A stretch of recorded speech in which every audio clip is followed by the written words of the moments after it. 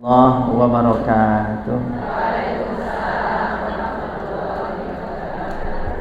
Alhamdulillahi rabbil alamin wa bihi nasta'inu wa ala umuri dunya waddin. Wassalatu wassalamu ala rasulil karim wa ala alihi wa sahbihi ajma'in. Asyhadu an la ilaha illallah al-malikul haqqul mubin wa asyhadu anna muhammadur rasulullah shadiqul wa'dil amin. La haula wala quwwata illa billahil aliyil azim. Baik ibu-ibu semua yang dirahmati Allah Subhanahu wa taala, apa kabar Ibu? Lama tak jumpa ya.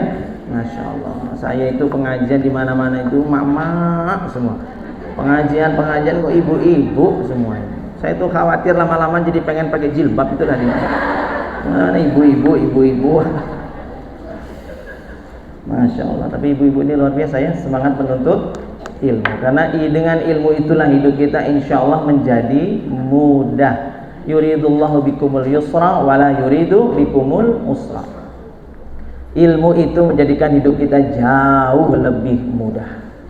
Dan selesai juga dengan ilmu insya Allah. Maka coba kalau nggak pakai ilmu, mereka tuh menyelesaikan dengan nafsunya sendiri-sendiri. Selesai nggak kira-kira? Nggak akan selesai. Ini contohnya. Orang kalau nggak punya ilmu kebingungan terus malah sholat itu. Sholat saya ini sah apa enggak ya Allah? Bingung terus dia. Kenapa saya ini bingung ya? Saya ini keluar bercak darah tapi kok berhenti, besok keluar lagi, kok besok berhenti lagi, kok lama, lebih dari 15 hari. Kelihatannya darah tapi kok warnanya agak beda, warnanya kok pinky-pinky, misalnya gitu. Terus agak pink, besok-besoknya lagi agak ungu, besoknya lagi agak hijau. Ini haid apa pelangi? Jadi selesai dengan ilmu itu, selesai itu, beres itu. Maka ada juga contoh rumah tangga yang sampai sekarang bingung status rumah tangganya ini masih sah apa enggak, bingung dia. Saya ini masih sah apa enggak rumah tangga ini, bolak-balik terlontar kalimat cerai di rumah tangga baik dari suami ataupun istri, bingung sampai sekarang. Selesainya dengan ini, ilmu. Makanya ibu-ibu ngaji, pengajian ini salah satunya biar hidupnya lebih mudah. Maka jangan sampai orang itu semakin tinggi ilmu harusnya semakin rendah hati. Baik ibu-ibu semua yang dirahmati Allah Subhanahu wa taala, alhamdulillah masya Allah tabarakallah, pagi hari ini kita akan belajar sama-sama tentang temaannya apa ibu-ibu? Kita akan bahas tentang masalah rusaknya hati. Kenapa mesti bahas tentang masalah rusaknya hati? Karena hati itu tempat di mana Allah meletakkan kebahagiaan kepada seseorang. Orang itu dikasih hati yang bersih. Kalau hatinya bersih, kebahagiaan itu Allah kasih.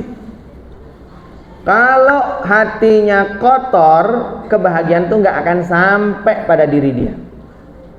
Ini sudah hak mutlak. Sama kayak rumah kotor berantakan, rezeki akan susah masuk. Tapi kalau rumahnya itu bersih, rapi, rezeki gampang masuk. Gitulah kira-kira. Ini saya minta maaf ya, ini cuman sudah menjadi rumus umum. Kalau rezeki ingin masuk ke rumah dengan lancar gampang, rapikan rumah. Jadi malaikat tuh senang sama rumah-rumah yang rapi, yang bersih, yang indah. Tapi kalau berantakan, selembre, cerontal-cerantel di mana-mana, katoke bapak, katoke ibu, santel jejer bareng, berarti mangkat irene ora katokan lali kok Ustaz niku. Cantolke. Sendal, sepatu teng berserakan segala macam, enggak rapi. Dan ngelihat begitu enggak peka untuk merapikan. Ngelihat kotoran banyak di mana-mana di sela-sela. Nah, itu kayak gitu itu malaikat males masuk. Tempat kotor itu tempatnya siapa? Sadar, setan aja sadar kok ya. Sadar itu tempat saya gitu. Ibu-ibu juga banyak yang sadar itu.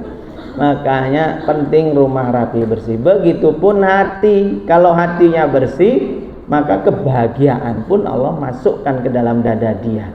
Kenapa Pak Ustadz? Karena Allah Maha Adil. Kenapa Maha Adil? Allah nggak pandang peduli mau dia kaya mau miskin, semuanya berhak bahagia selama hatinya bersih. Ada nggak orang kaya raya tapi nggak bahagia? Ada nggak?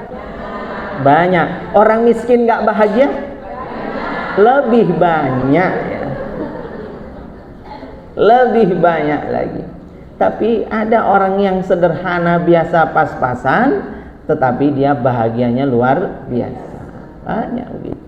Artinya memang Allah tuh maha adil. Jadi meletakkan bahagia itu di hati, bukan di harta, popularitas segala macam. Saya aja nih Nun Sewu ya, saya aja pribadi curhat sedikit. Saya aja yang nggak terkenal, notabene saya kan nggak terkenal lah, biasalah Ustadz kampung lah, kampung Yogyakarta ini. Saya aja yang nggak terkenal aja, mau sholat aja mikir-mikir. Kalau mampir di perjalanan tuh mau nyari masjid, mampir itu saya mikir-mikir. Harus nyari masjid yang kira-kira saya belum pernah ceramah di sana. Dan itu nggak gampang. Kenapa? Kalau saya sholat di masjid yang di situ orangnya jamaahnya saya sering isi pengajian di situ, repot. Biasanya kan ngopo? Ditanggap, diajak ngobrol. Sing parah meneh diajak foto, nganti rampung-rampung nggak boleh Bali. Betul, jadi nggak enak aja. Padahal ya, Allah kan begitu meletakkan kebahagiaan itu kan begitu. Nggak pada popularitas, karena popularitas pun jadi orang nggak bisa bebas juga. Saya mau mampir ke angkringan aja kadang-kadang rada mikir-mikir. Oh, Ustadz kok nek angkringan mesti sik tekor iki mesti. Orang mikir iki sik bokek iki Ustadz iki. Ustadz kok nek angkringan. Itu banyak omongan macam-macam. Makanya bahagia itu ya letaknya di hati. Nggak harus terkenal, nggak harus kaya, nggak harus punya jabatan gitu ya. Jadi begitulah pentingnya kita membersihkan hati. Satu, karena apa tadi pentingnya hati yang bersih? Melapangkan, itu tempatnya kebahagiaan. Yang kedua, melancarkan rezeki. Bersihnya hati itu juga termasuk melancarkan rezeki seseorang. Yang ketiga, kenapa mesti jaga kebersihan hati kita? Karena badan kita itu akan jauh lebih sehat kalau hatinya sehat. Kalau hatinya berpenyakit, badannya juga ikut sakit. Fi qulubihim maradun fazadahumullahu marada. Dan sesungguhnya di dalam hati seseorang itu ada penyakit yang bisa bertambah-tambah sakit. Dari Abu Hurairah radhiyallahu anhu, ini hadis dari Abu Hurairah. Dari Nu'man bin Bashir, hadis riwayat Sahihain Bukhari wa Muslim. Kata Nabi, ala wa inna fil jasad, ketahuilah sesungguhnya pada jasad itu ada mudghatan, ada segumpal daging atau gumpalan.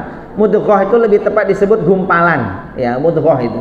Kalau dalam bahasa Arab tuh sering orang nyebutnya, terjemah ini karena miskinnya bahasa Indonesia, mudghah itu disebut segumpal daging. Kalau alaqah disebut segumpal darah. Alaqah itu segumpal darah, mudghah segumpal daging. Padahal dalam terjemahannya itu ya susah ada kata yang mirip. Pokoknya gumpalan gitu saja. Dalam tubuh manusia ada segumpalan. Idza sholahat sholahal jasadu kulluhu. Kalau itunya segumpal yang gumpalan itu tadi baik, semuanya jasadnya juga baik. Idza fasadat fasadal jasadu kulluhu. Kalau gumpalan itu rusak, badannya ikut rusak. Ala wahyal qalb, kata Nabi. Itulah yang disebut dengan qalb. Qalbun, bukan kalbun tapi qalbun. Kalbun ini apa? Segawon. Tahu segawon? Anjay. Kalau bahasa anunya ya anjing ya. Nah itu kalbun.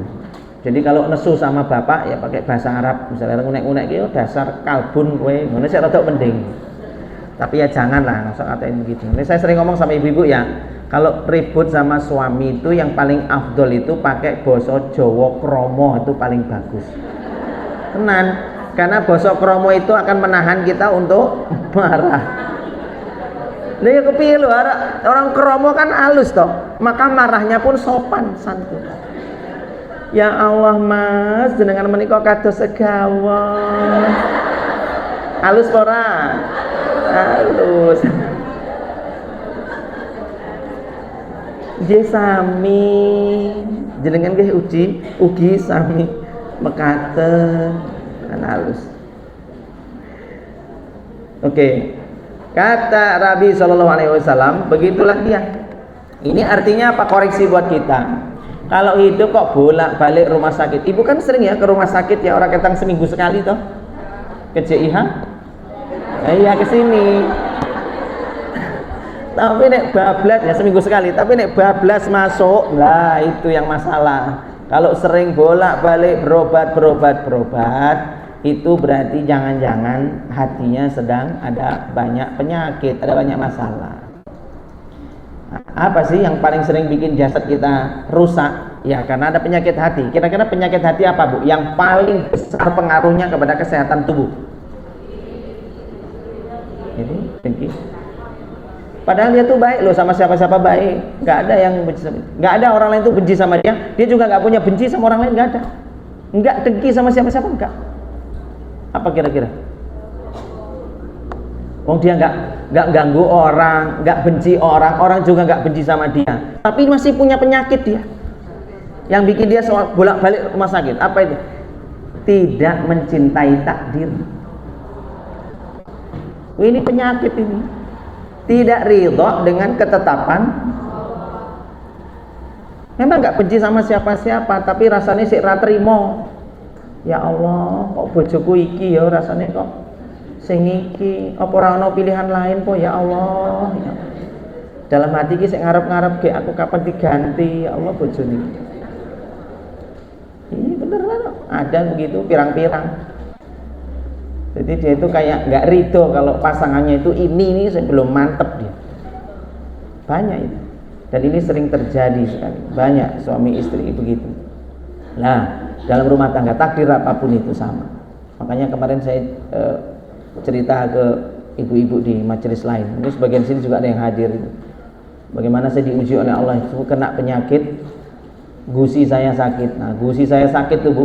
Kenapa kok gusinya sakit? Karena terjadi pengikisan gusi, erosi lah, gusinya terkikis. Karena mungkin lesikatan horor. Jadi lesikatan itu terlalu keras. Kayak ngoseki kamar mandi, ngesrok. Saking semangatnya.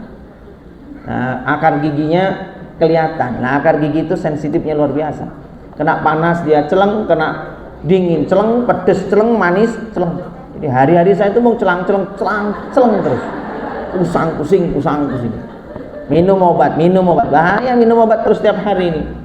Padahal saya itu nggak mau ke rumah sakit. Asli saya itu nggak seneng. Saya ke rumah sakit itu nggak seneng. Pinginnya sembuh sendiri gitu loh. Nah saya itu teringat ada ibu-ibu di medsos, di Instagram cerita suaminya itu meninggal gara-gara apa? Suaminya itu sakit gigi sebulan nggak periksa. Lah saya itu sudah sebulan nggak periksa, langsung mikir loh. Oh, ini nyindir aku tenan nih. Ini petunjuk Allah apa piye gitu. Saya langsung berobat. Setelah saya berobat nggak ada obat, memang kata dokter nggak ada obatnya. Obatnya cuma treatment saja, perlakuan yang baik kepada gusi. Harus lembut. Setelah itu sudahlah dalam kondisi celang teman saya dari Batam datang. Masya Allah, ini teman kuliah saya dulu 16 tahun nggak jumpa. Dulu badannya itu masih lemu daging. Ya kayak ibu-ibu lah, daging apa gini. Ketemu kok badannya itu kurus ceking. Pelukan sama saya itu lugru Pak, itu lugru. Nek lemu kan mantep ya. Wah, pek. Kurus itu kan, lha kok ora tekan-tekan iki. Kurus. Tak takoni isku ki ning opo iso.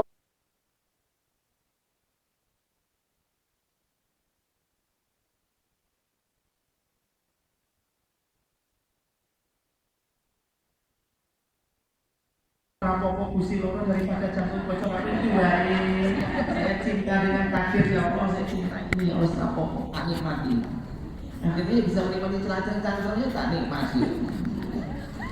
Teman saya ini cerita lawan aku tuh perjalanan dari Batam ke Jogja ini mampir-mampir. Nah pas mampir-mampir di pom bensin karena dia bolak-balik capek pingsan sejam 2 jam istirahat.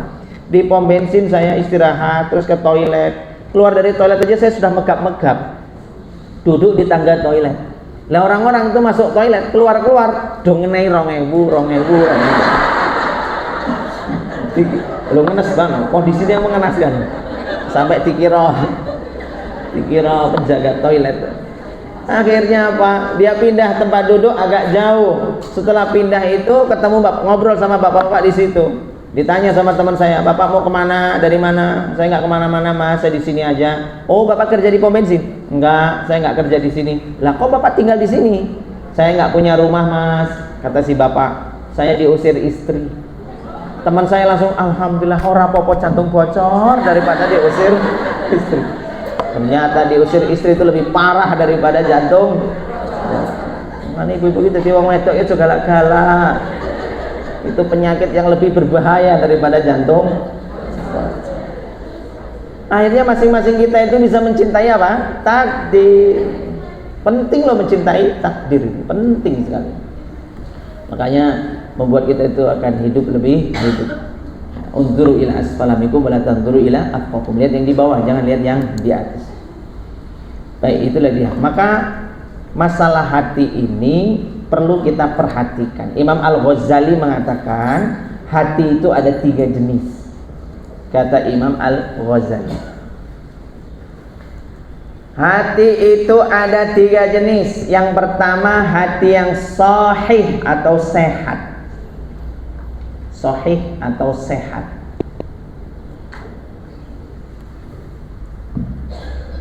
Yang kedua hati yang marad. Apa marad? Sakit.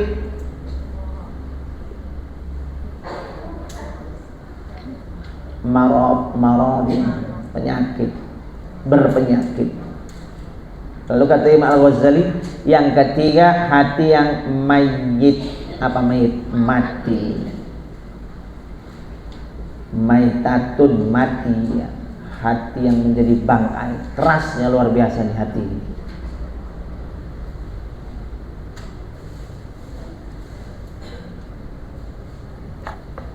Nah, ini yang perlu kita pahami ya, bab masalah hati. Jadi sebisa mungkin kita jaga hati, karena pusatnya kebahagiaan, pusatnya rezeki.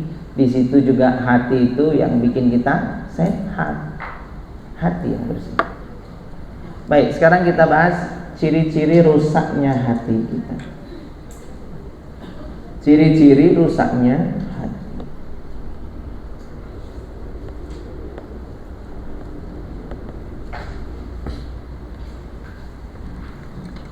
Yang pertama, merasa bersih.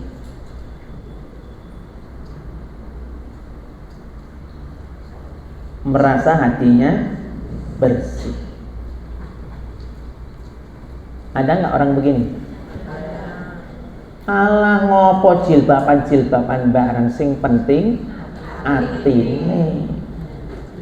Yang ngomong karo ngini-ngini kae. Iya dah. Cewek ini ngono kuwi ngomong sambil ngini-ngini, apa? Iya dah. Persis ya ngono gini. Jiwa ya. Main sinetron yang ini ya. Jadi ada orang-orang itu yang begitu, sing penting hatine kok. Ya hatimu ki bosok artinya. Kenapa? Wong syariat aja nggak mau terima kok ngomong sing penting hatine. Emang bener kalimat sing penting hatine ning kudu hatimu, bukan hatimu, karena hatimu tuh bosok. Kepada syariat saja kamu tolak kok. Allah saja kamu berani kok. Nggak boleh kayak gitu. Yang penting hatinya, yang penting hatinya. Jadi ada orang-orang yang kalau merasa ada ibu gitu, Ustaz, saya itu gimana ya Pak Ustaz? Gimana apanya Bu? Saya itu harus bagaimana biar nasib saya ini berubah? Saya sudah sholat, saya sudah puasa, zakat, baca Al-Quran, inilah itu saya kerjakan, tahajud, duha, kajian-kajian. Kok musibah saya nggak selesai-selesai? Coba ibu muhasabah, ada penyakit hati apa? Kayaknya saya itu nggak ada deh Pak Ustaz. Lah, repot nih. Kalau ada orang sampai nggak bisa nemukan penyakit yang ada dalam hatinya. Dan itulah penyakit hati, kalau sudah nggak bisa metani diri sendiri. Maka masing-masing kita harus bisa metani dan harus jujur.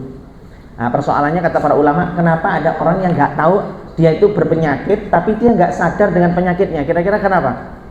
Karena dia bodoh, nggak punya ilmu. Dia menganggap itu bukan penyakit, padahal secara agama itu penyakit. Makanya ilmu itu membuat kita jadi tahu kalau mendeteksi, oh ini nih penyakit toh. Banyak orang yang nggak sadar. Maka perlu taklim, ngaji terus. Jadi kalau ada orang yang merasa hatinya bersih, kalau nggak gawe dosa, perasaan saya sudah solehah, kok masalah terus, nah itulah permasalahan dia.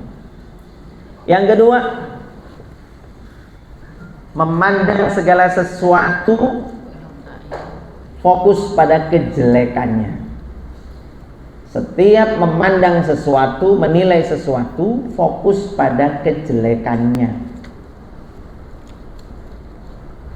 Orang kok senangnya fokus karo eleke, senangnya nyacati. Misalnya ada ibu-ibu, sebut saja namanya Bu Yati karo Bu Sri, gua ono boran gini. Ini ono ya wajar wong jeneng pasaran kok ya. Bu Yati sama Bu Sri lagi ngobrol-ngobrol. Mbak ngerti ra apa Ustadz Abdul? Lah ngopo ra ngerti Ustadz Abdul ki jan masyaallah, Mbak, solehnya luar biasa. Ngene-ngene ceritake. Tak sing yujung utuk-utuk tek. Iki bukan sing bakul gudeg lho ya, bukan lho ya. Iki ceritanya Yusri karo Yuyati sik menceritakan kebaikannya Ustadz Abdul. Yujum teko. Alah, kaya ora ngerti wae. Aku ki ngerti sapa Ustadz Abdul sing sakjane, ki aku ngerti. Sak dapure aku ngerti, sak jero-jerone aku ngerti. Nah iki wong bosok iki ngene iki. Ini orang bosok nih. Orang lagi cerita sibuk kebaikannya, dia datang yang diceritakan apa? Fokusnya mau buka aib, ceritanya dipandang itu jeleknya, supaya kita gak kagum sama orang lain. Kenapa sih kok senangnya kok nyacati orang? Mbak, kok iki udah ngerti toh? Aku ngerti, Mbak. Lu kok ngerti? Mata-mata wokeh, Mbak. Heran aku, ana wong wedok senane ngono. Iya apa ya? Lengo gaya mata-mata lah. Lambe turah. Ini kalau ambil turah gitu. Ini senengannya loh, nyacati. Sering kita lihat begitu, banyak itu.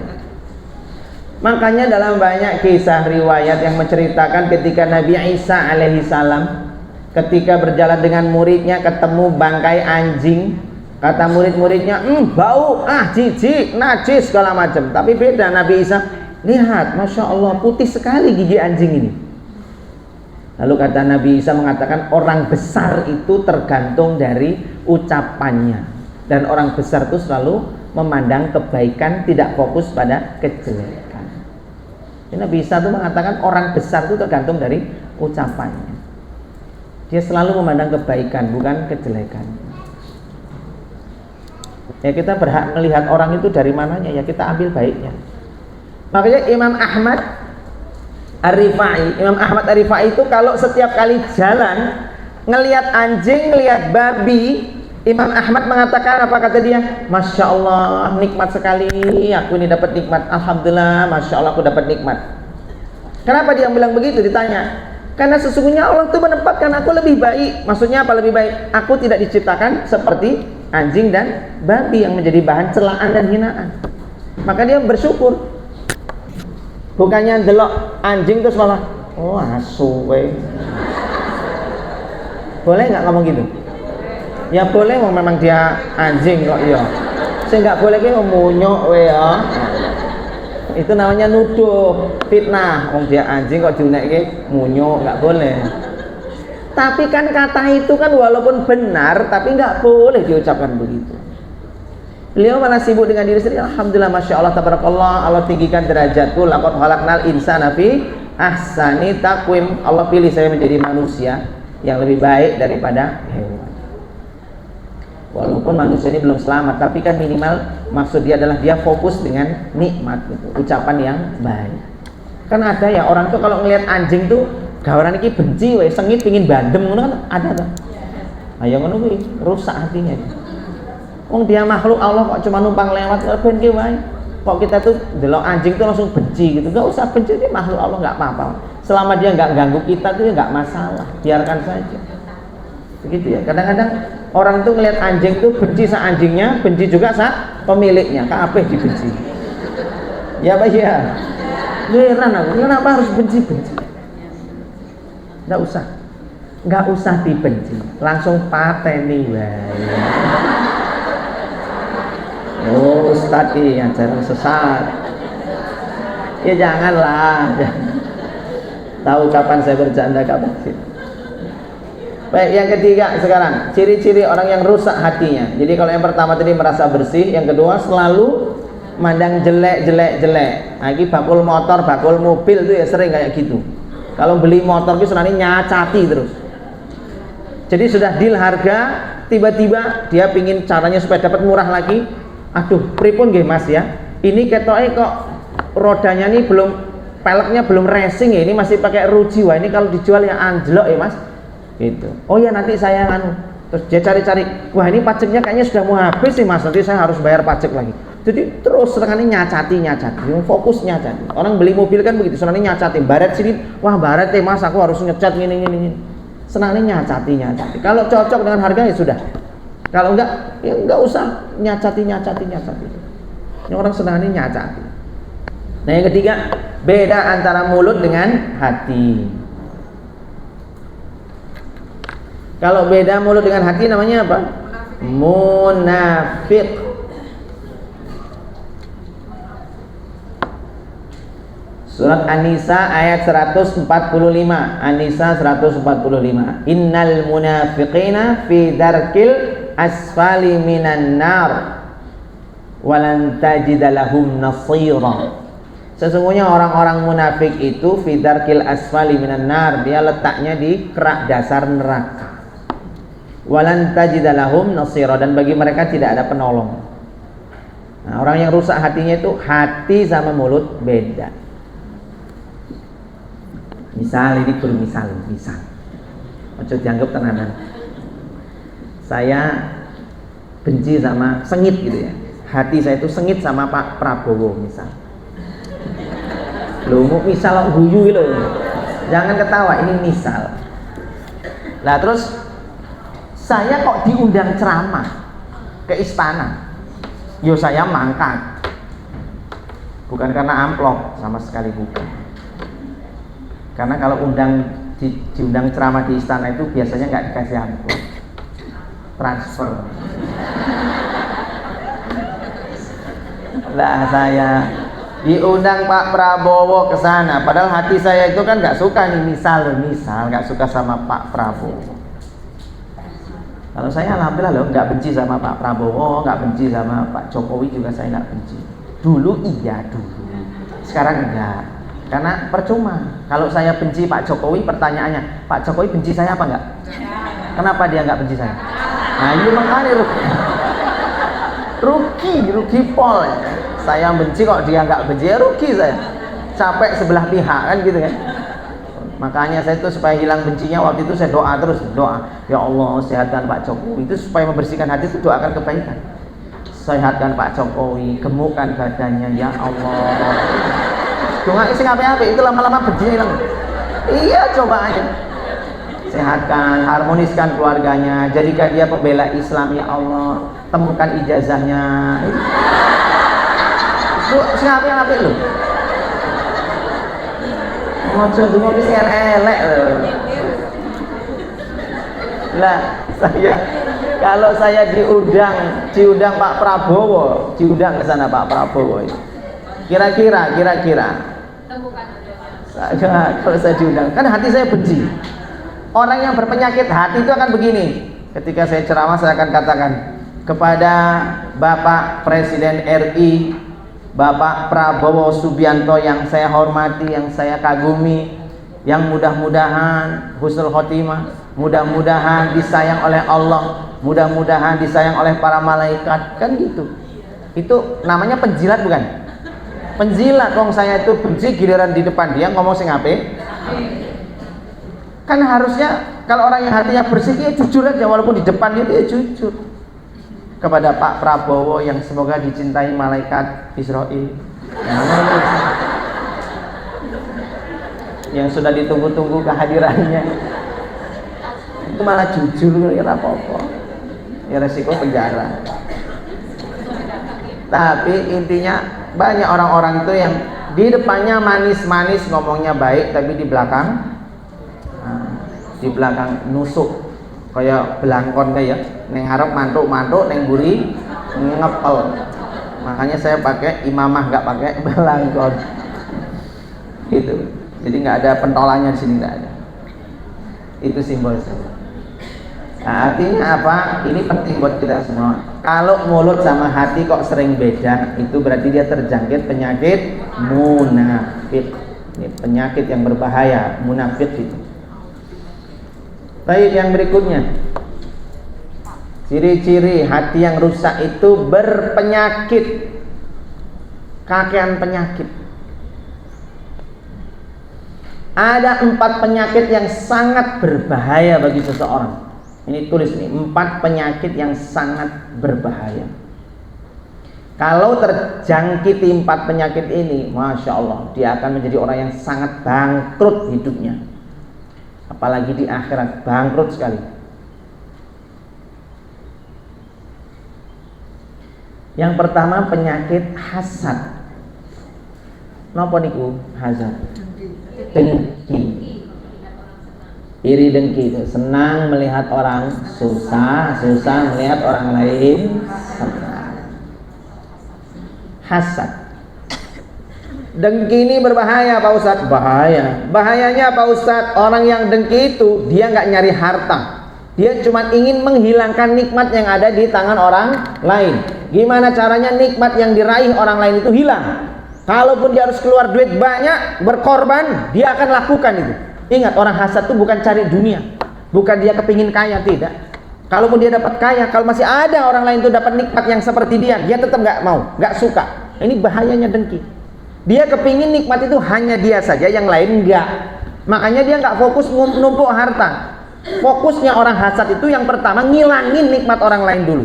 Sampai dia rela pergi ke dukun untuk ngapain? Nyantet, nyihir, guna-guna, gendam, pakai ajian-ajian ilmu macam-macam. Ngeliat ada tetangganya jualannya sama punya orang kelontong kok rame, dia pergi ke dukun. Ngapain? Bahkan dia keluar duit bayar dukun itu.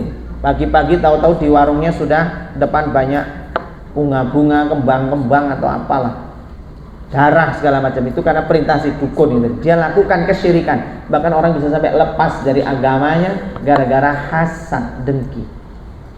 Hati-hati, dengki bisa memisahkan seorang hamba dengan Tuhannya. Dan parahnya lagi, hasad ini bisa menjadikan, ini seperti api kata Nabi, seperti api. Iyyakum wal hasad kata Nabi. Wahai umatku, iyyakum wal hasad, berhati-hatilah atas kalian dengan dengki, hasad ini. Kenapa? Fa innal hasad, sesungguhnya hasad itu ya'kulul khairat, dia akan memakan semua kebaikan-kebaikanmu, memakan seluruh ya'kulul hasanat, semua yang baik-baik yang kamu punya, amalan-amalan soleh yang kamu kerjakan. Kama ta'kulun narul khotob, seperti api yang memakan kayu. Kayu itu kalau dimakan api, dibakar itu habis nggak? Habis. Nah, begitulah kira-kira. Jadi hati-hatilah dengan hasad, karena dia seperti api yang melahap kayu bakar itu. Habis. Jadi selain dia syirik, pahalanya juga habis. Ini dengki, hasad. Dan hasad ini, kata para ulama, disebut ini adalah panah-panah api dari setan.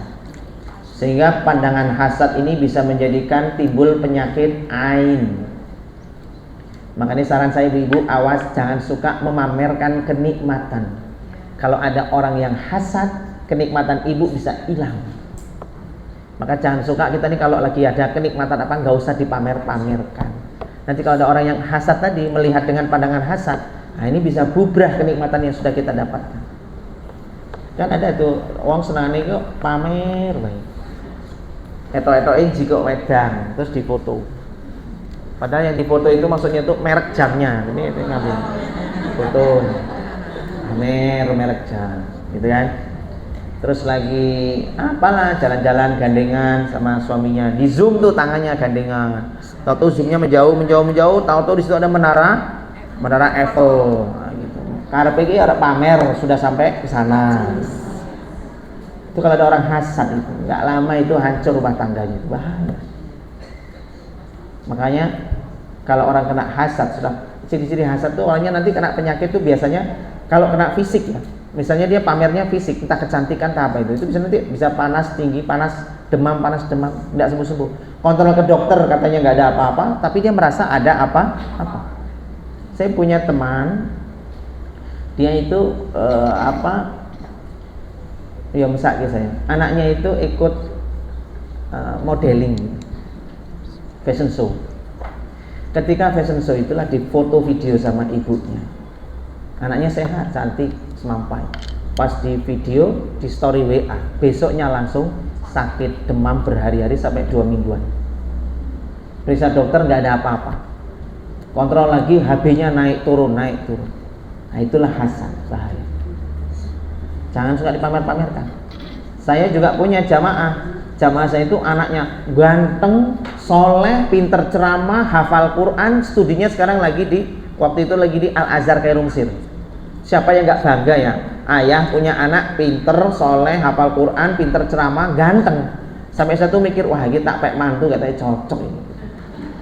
Kan saya punya anak gadis kan, ini kita cocok ini jadi anak saya. Anak saya kan yang gadis SM kuliah itu tak sama dia cocok. Lah bapaknya ini senengannya nge-share video anaknya ini lagi tausiah, itu di-share.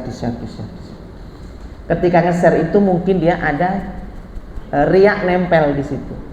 Jadi pengen umuk gitu. Tahu umuk ya? Apa umuk? Mamer gitu. Tahu-tahu berapa bulan kemudian saya ketemu dia, bapak itu di masjid SGM ya, Masjid Al-Islah, SGM itu ya, Timoho sana itu. Pas saya sholat ketemu bapak itu, Pak, Ustaz, gimana Pak kabar anaknya Pak? Minta doanya Ustaz. Lancar kuliahnya? Anak saya sudah nggak kuliah lagi di Al-Azhar. Loh kenapa Pak? Putus Pak Ustaz. Kenapa? Anak saya sakit Pak Ustaz. Dan sakitnya karena nggak sembuh-sembuh, dia harus bukan cuti lagi, dia harus keluar dari situ. Nah sakit apa? Kena kanker darah putih.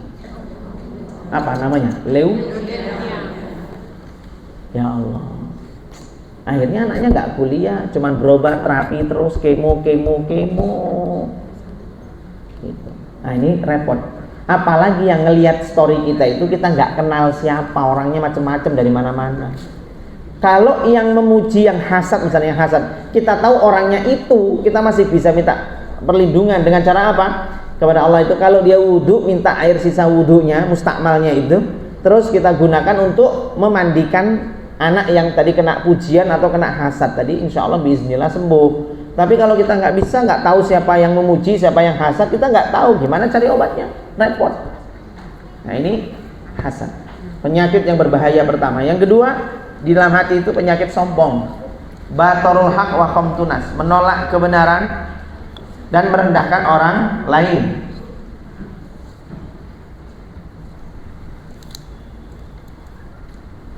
Orang itu kalau sombong, entah nyombongkan jabatannya, nyombongkan nasabnya, nyombongkan apapun itu, Allah tuh paling benci sama orang yang sombong. Kenapa? Itu selendangnya Allah, sekali dia sombong langsung jatuh dia. Siapa yang sombong langsung hancur serendah-rendahnya, pasti. Fir'aun itu sombong langsung dihina serendah-rendahnya. Iblis itu karena sombong, batarul haq wa khamtunas, merendahkan orang lain, merendahkan Nabi Adam alaihissalam. Karena dia sombong, maka oleh Allah jadikan dia makhluk yang hina dina. Itulah iblis, laknatullah alaihi. Dulu iblis itu rupanya ganteng. Dulu dia itu pimpinan, ketua kelasnya penduduk langit. Sekarang ketua kelas penduduk langit itu kan malaikat Jibril, pemimpin Sayyidul Malaikah, pemimpin seluruh malaikat. Dulu itu namanya Azazil, iblis itu. Iblis itu nama setelah dikutuk, nama iblis. Balasa, dari kata balasa artinya putus asa.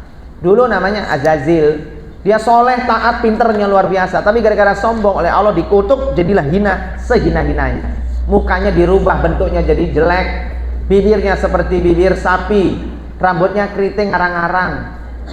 Ibu tekan rumah baling ngocor rambutku arang-arang pora, keriting pora. Ojo-ojo sik trah. Terus iblis itu punya jenggot cuma 7 helai. Ya ibu langsung ngecek bapak piro jenggote ditung.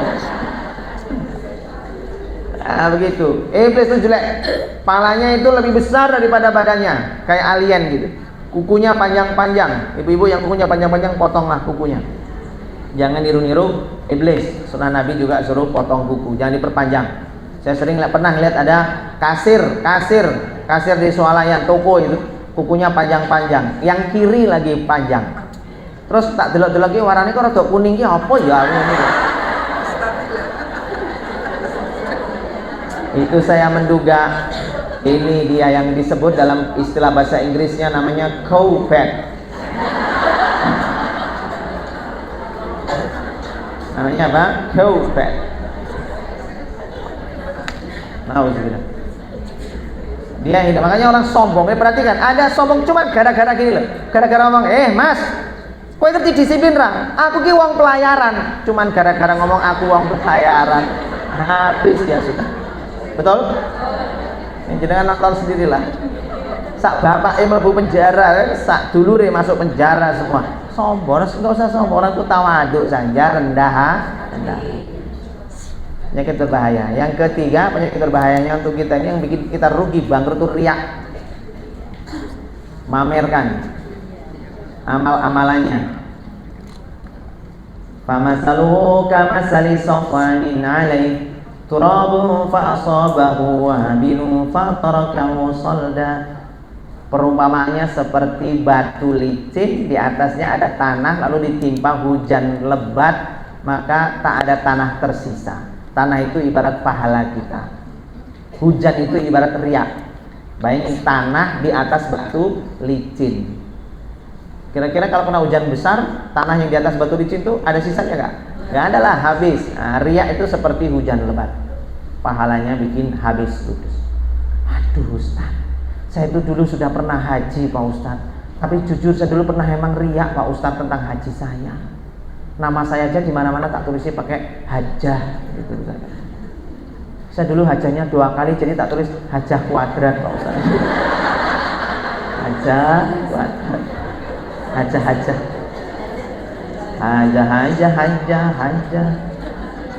Jalah hajah. Nah begitu. Terus bagaimana ya Pak Ustaz? Mengembalikan pahala saya itu gimana caranya?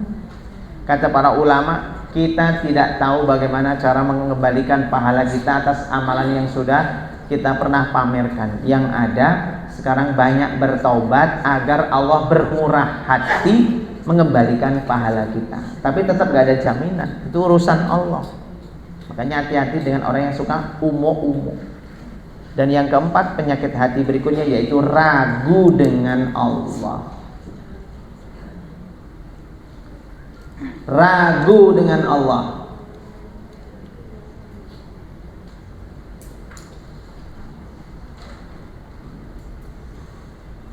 Orang ini kalau sudah ragu sama Allah, ragu dengan kebaikan Allah, ragu dengan kemuliaan yang Allah berikan, ragu dengan takdir baik yang memang Allah kasihkan ke kita, masih ragu aja gitu. Ya sudah, hidup dia tidak akan pernah merasa selamat, dia selalu akan sedih terus dia.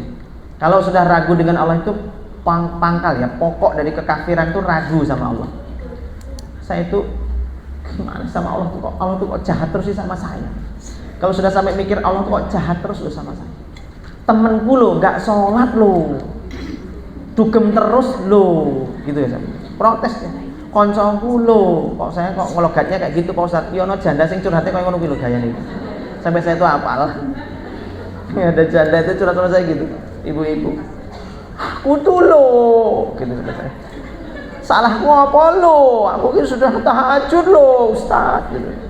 Aku kira duha lo, lalu. Dia protes, artinya wis duha, wis gini kok hidupnya susah terus, gimana yang salah apa? Ragu sama Allah dia. Wong ibu ini sudah tahajud saja itu sudah bisa rezeki luar biasa. Ada orang sehat kaya raya susah tahajud setengah mati loh. Jenengan bisa mudah tahajud, apa enggak rezeki luar biasa?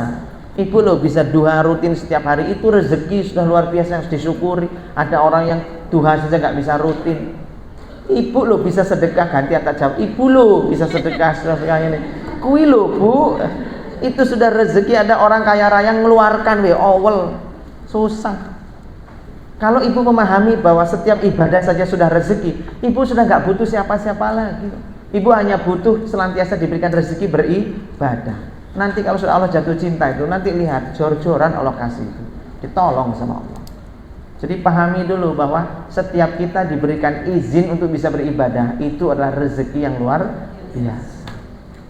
Dan di antara banyaknya ibadah yang kita lakukan itu, di atasnya lagi ada nikmat di atasnya lagi. Apa itu? Nikmat merasakan lezatnya ibadah. Nggak cuma ngerjakan saja. Ngerjakan semua ibadah, ini sudah nikmat. Tapi merasakan lezatnya, itu nikmat di atas nikmatnya lagi. Seperti istilah nurun ala nur, cahaya di atas cahaya. Coba ibu-ibu, umurnya rata-rata berapa di sini? 26 lah ya, 26, 25, diwale lah. Kan rata-rata anu lah, sweet semua rata-rata umurnya. Swida. Lah terus pertanyaan saya, ibu mulai sholat umur berapa? Anggaplah ibu sholat tertib umur 15 tahun. Sekarang kalau umurnya 60, berarti ibu sholat sudah berapa tahun? 45 tahun. Dari sholat 45 tahun yang khusyuk berapa tahun coba? Boro-boro Pak Ustaz, sehari buang-buang no. Ya itulah dia. Ada orang-orang yang bisa ngerjakan ibadah rutin banyak, tapi yang khusyuk nggak semua orang bisa. Itu namanya nikmat di atas nikmat. Itu ya Bu ya. Ibu gimana caranya kiat-kiatnya? Ibu belum khusyuk selama di sholatnya? Insya Allah ya. Biar khusyuk gimana? Di antaranya, nggak harus punya musibah dulu. Kadang-kadang orang khusyuk tuh nangis-nangis itu kena musibah.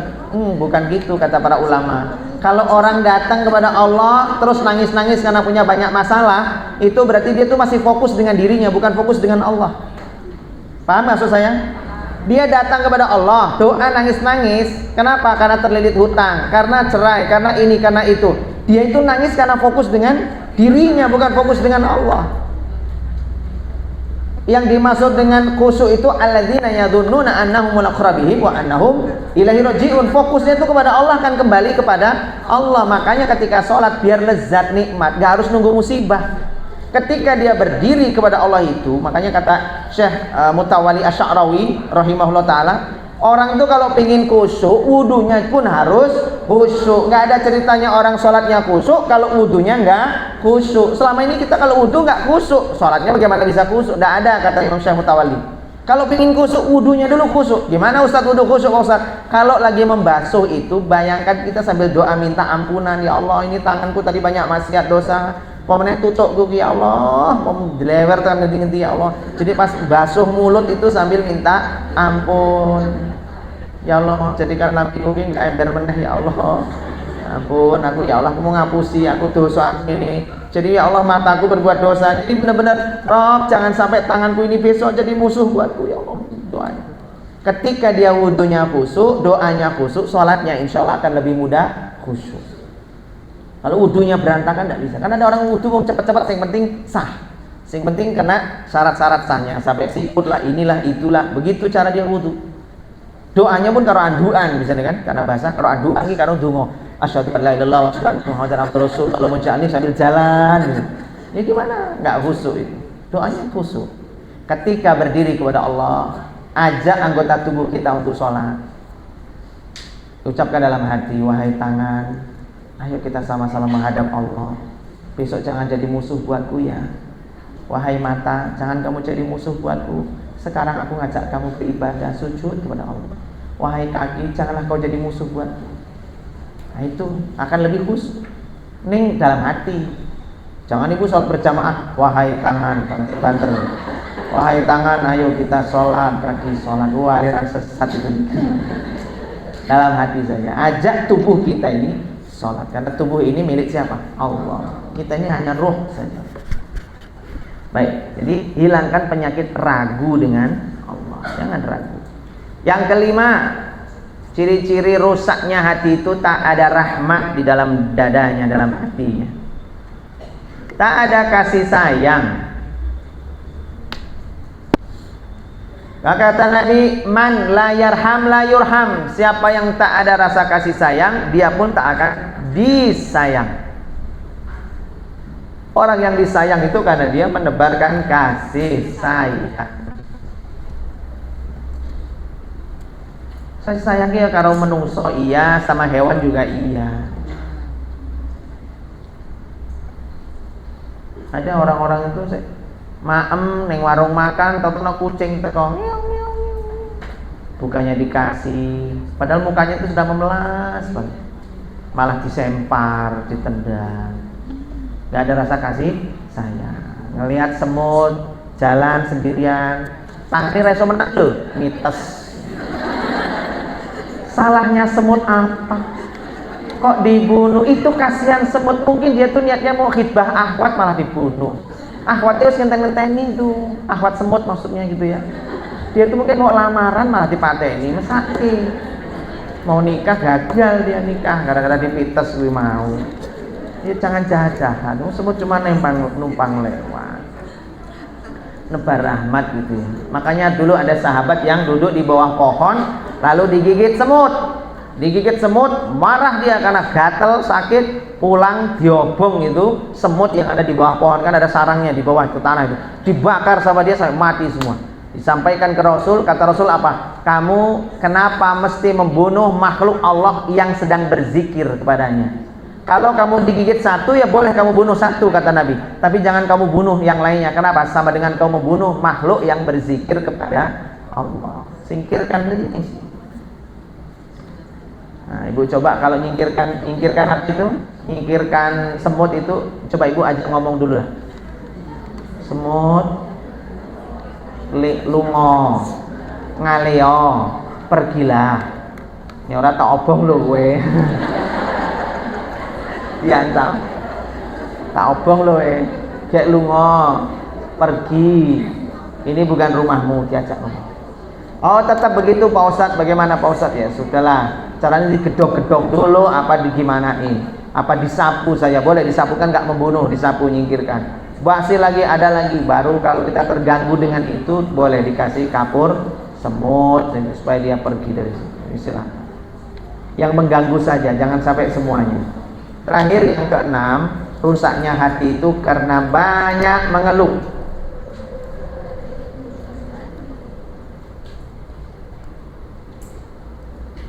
Orang kok uripe sambat terus gresulo terus panas gresulo, adem gresulo, lemu gresulo, kuru gresulo. Kayak wong iki kok uripe gresulo bae. Orang yang ibu saya sarankan jangan pernah berteman dengan orang yang banyak mengeluh.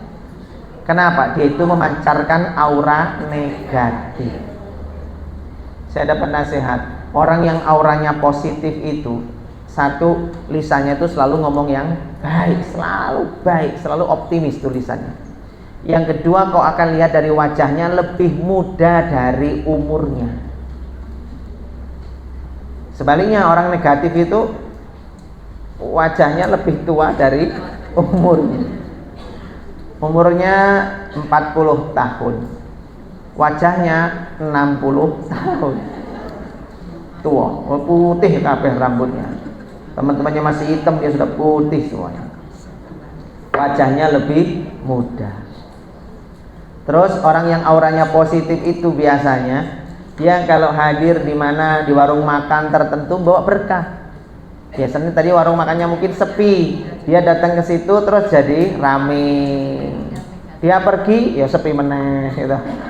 Dia kemana itu bikin berkahi. Ini orang yang auranya positif. Biasanya begitu. Dan orang yang auranya positif itu disukai anak-anak. Kalau ada anak kecil senangnya delokke. Nggak tahu kita ini kayaknya biasa aja sih, tapi dia delokke anak kecil. Nah, itu biasanya orang ini tidak menakutkan, auranya positif. Baik, terakhir sebagai penutup nih, kita ada tanya jawab nanti sekilas. Penyebab rusaknya hati itu saya tulis di sini ada 5. Saya persingkat. Yang pertama, hubud dunia, cinta dengan dunia. Orang kalau sudah kecintaan kepada dunia sampai melampaui batas, maka sudah dia akan kena penyakit cinta dunia. Surat Al-Qiyamah ayat 20 sampai 21. Allah peringatkan Al-Qiyamah 20-21. Kalla bal tuhibbunal ajilah. Jangan sekali-kali jangan kamu mencintai yang awal itu, yang sesaat itu. Fa inna lahu ma'isyatan wa tadharunal akhirah. Maka dia kamu mencintai yang ajilah, yang awal, yang ada batasannya. Wa tadharuna, sementara kamu meninggalkan akhirah, yang akhir, maksudnya akhirat. Hubud dunia, cinta dunia. Al-Qiyamah 20-21. Wala tansa nasibaka minad dunya. Jangan kamu tinggalkan dunia, boleh. Kamu mengejar akhirat itu boleh, tapi jangan juga tinggalkan duniamu. Ada bagiannya, tapi tidak melampaui batas. Ini yang pertama ya. Jadi rusaknya hati itu karena apa? Cinta dunia. Dia mendahulukan dunia daripada. Bu, sholat sik, Bu. Sik ya, si asah-asah. Rampung asah-asah, bapak pulang ke masjid, lah asah-asah terus.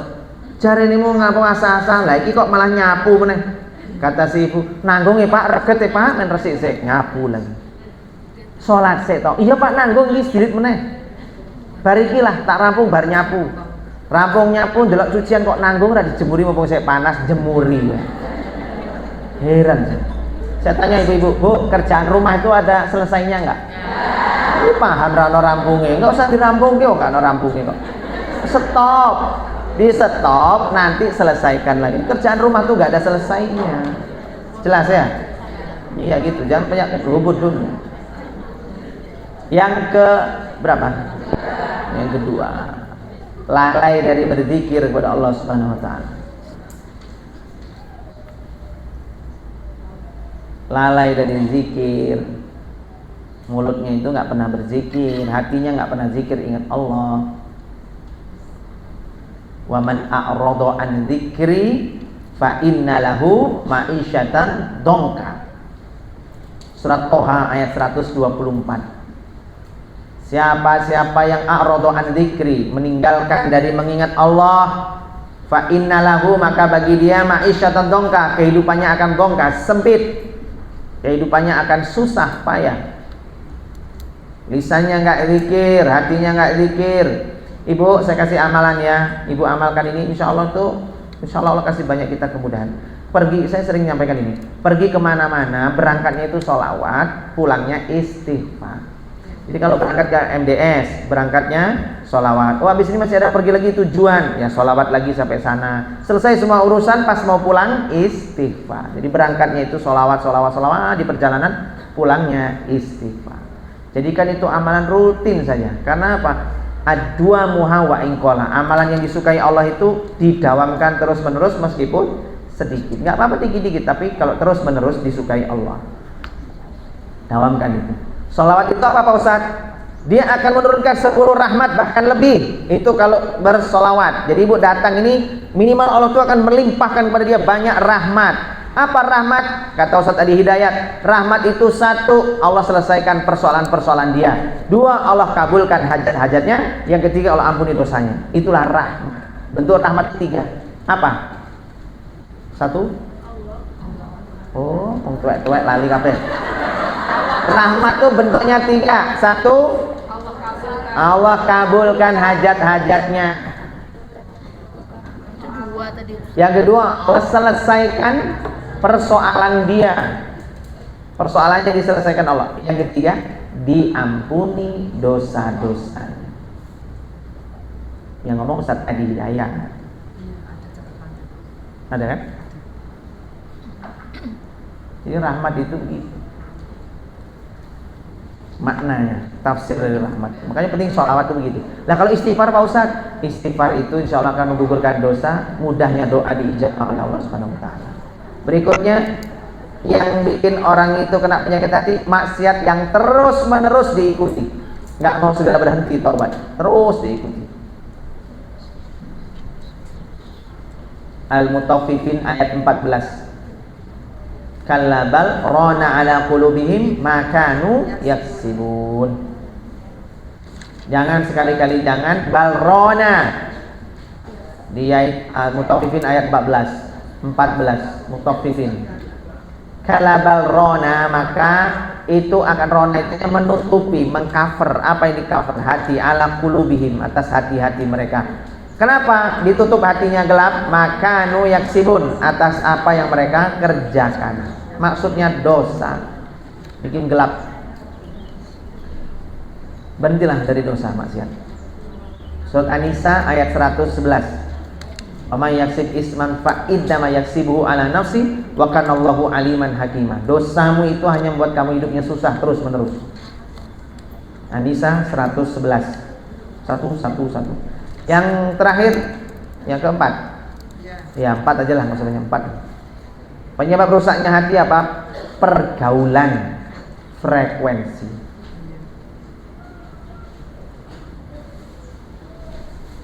Maka kata Nabi, hadis dari Abu Hurairah, riwayat Imam Bukhari dan Muslim, al-mar'u ala dini khalilihi. Agama seseorang itu tergantung dari siapa temannya, khalilihi, kekasihnya, sahabat karibnya. Fal yanzur, maka kalian lihat ahadukum, salah seorang di antara kalian, man yukhalili, dengan siapa dia berteman, dengan siapa dia bergaul.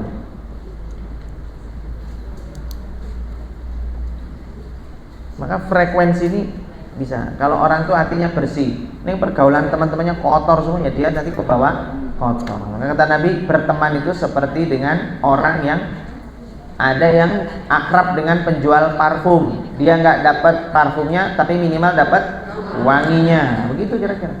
Kalau bergaul dengan tukang pandai besi, kalau nggak kena apinya, ya minimal kena asapnya, bau nggak enak. Nah, itulah dia penyebab-penyebab rusaknya hati. Mudah-mudahan Allah jadikan hati kita senantiasa bersih. Ibu makanya memperbanyak-banyaklah. Ingat, kata ulama, orang masalah hati itu ada 3 kedudukannya ya. Kedudukan itu 3. 1, fokus memperbaiki hati, tapi amalannya kurang sedikit. Fokusnya hati terus, tapi nggak sholat, nggak apa. Ini ngapi. Sing penting aku ki apik kok, harus sama apik. Tapi nggak pernah ibadah. Yang kedua, kata para ulama disebut orang yang fokusnya pada amalan-amalannya, tetapi nggak memperdulikan hatinya. Rajin sholat, tapi kan ada ya, rajin sholat kasar sama siapa?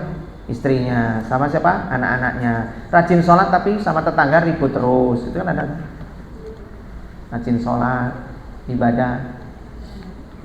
Nah, ini karena fokus sama amalan, lupa nggak bersihkan hati. Yang bagus kedudukan yang ketiga, yaitu yang seimbang antara amalan hati dan zahirnya dan lahirnya. Allahu a'lam bishawab. Demikian ibu-ibu semua dirahmati Allah Subhanahu wa taala yang bisa kami sampaikan. Terima kasih, mudah-mudahan Allah berkahi kita. Jumpa lagi di lain waktu dan kesempatan bersama saya Awan Abdullah di 92,3 MS. Ya Allah, berkahilah majelis kami pagi hari ini. Ya Allah, berkahi umur kami. Ya Allah, berkahi rezeki kami. Ya Allah, berkahi rumah tangga kami. Ya Allah, jadikan siapapun di antara kami yang keadaannya sempit, lapangkan. Ya Allah, siapapun yang terlilit hutang, lepaskan. Ya Allah, siapapun di antara kami yang belum haji, mudahkan berangkat haji. Ya Allah, siapapun di antara kami, ya Allah, yang ingin mendapatkan pasangan, anugerahkan pasangan terbaik dari sisimu. Ya Allah, yang ingin punya keturunan, anugerahkan keturunan yang solih-solihah. Ya Allah, ya Allah ya Rahman, jadikan amal soleh kami pagi hari ini pahalanya mengalir pulang untuk orang tua kami. Ya Allah, mengalir untuk guru-guru kami. Ya Allah, mengalir pula pahalanya untuk setiap orang yang menjadi jalan pertemuan di pagi hari ini. Wassallallahu ala nabiyyina Muhammadin wa ala alihi wa sahbihi ajma'in birahmatika ya arhamar rahimin walhamdulillahi rabbil alamin. Assalamualaikum warahmatullahi wabarakatuh.